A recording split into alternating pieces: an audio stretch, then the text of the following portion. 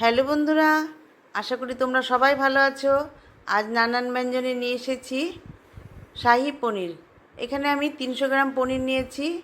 এখন পনিরগুলোকে টুকরো করে নিয়েছি। আর এখানে আমি সাদা তেল বসিয়েছি, এর মধ্যে আমি বাটার দিয়ে দিলাম।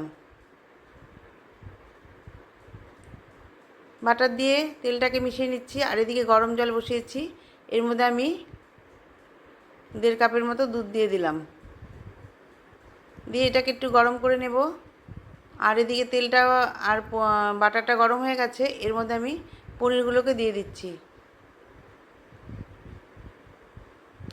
পনিরগুলোকে দিয়ে একটু হালকা করে ভেজে নেব।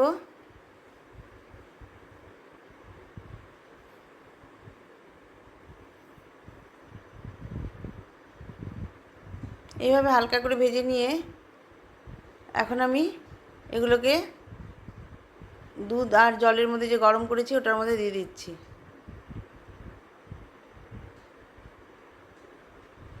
এখন উনুনটা অফ করে দেব।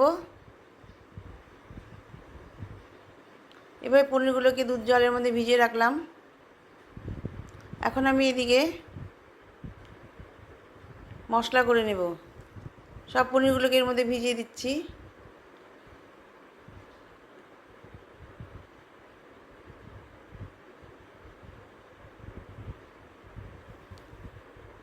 সব ভিজিয়ে রেখে কিছুক্ষণ ভিজিয়ে রাখবো। এখন আমি মশলাগুলো করে নেব। এখানে কাজু আর চারমগজ নিয়েছি, আর এখানে দুধ নিয়েছি, আর দুধ আর জলটা আর কি। আর এখানে কাজু, পোস্ত আর চারমগজ। এর মধ্যে আমি দুধ জলটা মিশিয়ে দিলাম। মিশিয়ে দিয়ে এখন পেস্ট করে নিয়েছি। পেস্ট করে নিয়ে এখন এর মধ্যে আমি আদা আর কাঁচা লঙ্কাটা পেস্ট করে নেব। আর ওই পনিরের তেলটার মধ্যে আমি এখন 2টো তেজপাতা ফোড়ন দিয়ে এখানে জয়িত্রী, এলাচ, দারচিনি আর লং দিয়ে একটু হালকা ভেজে নেব।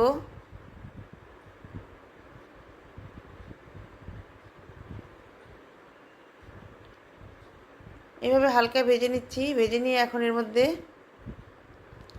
কাঁচা লঙ্কা আর আদা যে পেস্ট করেছি সেটা দিয়ে দিলাম। দিয়ে ভালো করে একটু ভেজে নেব যাতে আদার গন্ধ না হয়, এই জন্য একটু ভালো করে ভেজে নেব।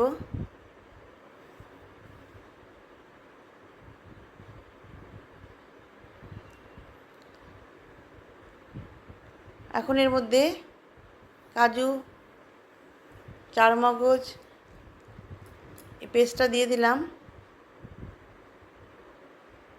আর পোস্তর পেস্টটা দিয়ে এখন ভালো করে মিশিয়ে নিয়ে এর মধ্যে অল্প সামান্য লবণ দিয়ে দিলাম।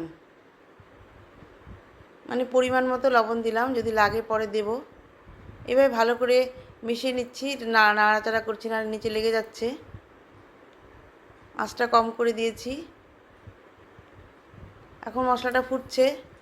এখন এর মধ্যে একটু জিরের গুঁড়ো দিয়ে দিলাম। জিরের গুঁড়ো দিয়ে মশলার সঙ্গে ভালো করে মিশিয়ে নিচ্ছি। এখন এর মধ্যে একটু লাল লঙ্কার গুঁড়ো দিয়ে দিলাম। দিয়ে ভালো করে মিশিয়ে নিচ্ছি। কাছে দূরে বন্ধুরা, তোমরা যদি দেখে থাকো প্লিজ একটু সাবস্ক্রাইব করে পাশে আসবে। অনেকে দেখি সাবস্ক্রাইব করে আবার কেটে দেয়। এখন এর মধ্যে সামান্য একটু চিনি দিয়ে দিলাম। চিনি দিয়ে ভালো করে মিশিয়ে নিয়েছি। এখন ভাজা ভাজা হয়ে গেছে। এখন এর মধ্যে ক্যাপসিকামগুলো টুকরো করে দিয়ে দিচ্ছি। এখানে একটা ক্যাপসিকাম বড়, সেটাই দিলাম। দিয়ে ভালো করে মিশিয়ে নিয়ে এখন দেখো মশলাটা ভালো করে ফুটছে। এখন এর মধ্যে দুধ জল আর পনিরগুলোকে দিয়ে দিলাম। দিয়ে ভালো করে এখন কিছুক্ষণ ফুটিয়ে নেব। এখন এর মধ্যে ঘি দিয়ে দিলাম।